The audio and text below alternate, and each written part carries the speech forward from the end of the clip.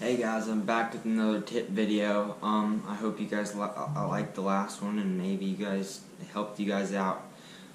But today I will be talking about my 5 favorite baits for the spring season because it's right around the corner for us here, and I know it already started down south in Florida.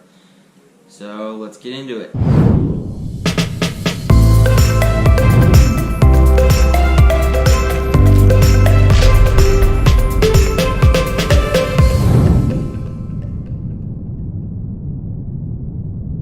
So the first bait I'm going to be talking about is a white crawl.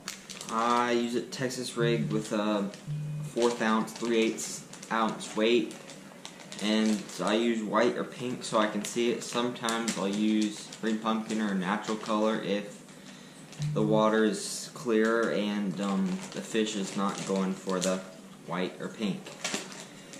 On to bait number 2. Probably my second favorite bait that I like to use during the spawn would be a wacky rig or a Nico rig. I have a little worm here from Gary Yamamoto.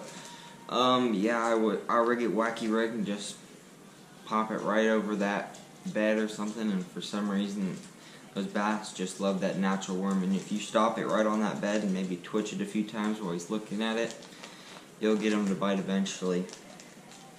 On bait number 3. Alright, so my third favorite bait to throw in the spring and spawn would be the Ned rig. This one's like a 3-inch robo worm. I also like to use the Z-Man Ned rig worms and also the legendary bait ones. Legendary has 2 different kinds, and I'll link them in the bio and description. So what I like to do is I put it right on that bed once again and just slowly hop and drag it along that bed. Let that tail do the action. And if that fish gets a little close, I like to just barely twitch it a few times just to make that tail move side to side. So on to the 4th bait. Alright, so my 4th favorite bait in the spring and spawn would be a jig, a Flippin Jig. I got a green pumpkin and black and blue there. These are good for those bigger fish especially because it's a bigger bait and it kind of they do not like it. I got a little crawl tail on this one and another crawl on this one. You can also put like a swim jig possibly. So you just once again hop it along that thing, and those fish do not like that in their bed. They will pick that up, and that's when you set the hook and bring them in the boat. Yep. So this one is also, the jig is also good for the where there's brush around there and you don't want to get the Ned rig or wacky rig snagged. Alright, last bait. Alright, so before we get into the last bait, I'm going to give you guys some tips about like how to fish them and more tips that I haven't told you.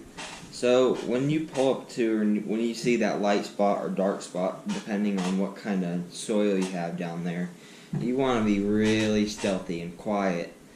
And if you're bank fishing, you do want to stay back good, almost as far as you can, so that way that fish isn't on edge about you being there. Especially on boat also, because they can still see you on your boat, and it'll make them be a little bit warier. So yeah, that. And also, it does take a few casts at the fish to get them. Don't be if that fish stays there and it's just looking at it and doesn't bite it. Keep casting. That fish will bite eventually, and you will get them. And third of all, some fish, before they are actually spawning, and they aren't ready, and they aren't ready to bite your bait, and they don't have like eggs on their bed yet. So they will not stay on their bed, and they won't bite your bait. They'll just run away from it because they have no reason to protect their bed. Alright, now let's get to the 5th bait that I like to throw in the spring. Alright, so the last bait that we have here is the lizard. Everybody throws lizards in the spring. It's probably one of the most popular and talked about baits of the spawn, and I've caught some big fish on it. This one is the Africa Special, South Africa Special. I like the green pumpkin probably more, but this is what I picked out. So yeah, once again, you just hop it along that bed, and you do not. Imagine if a lizard was trying to get your kids or something like that. You would not want it. You'd try to get it out of there as soon as you could. So yeah, that would be the fifth bait. And I'd probably, with the jig, the lizard, and the craw, I'd probably use 14 to 16 pound fluoro.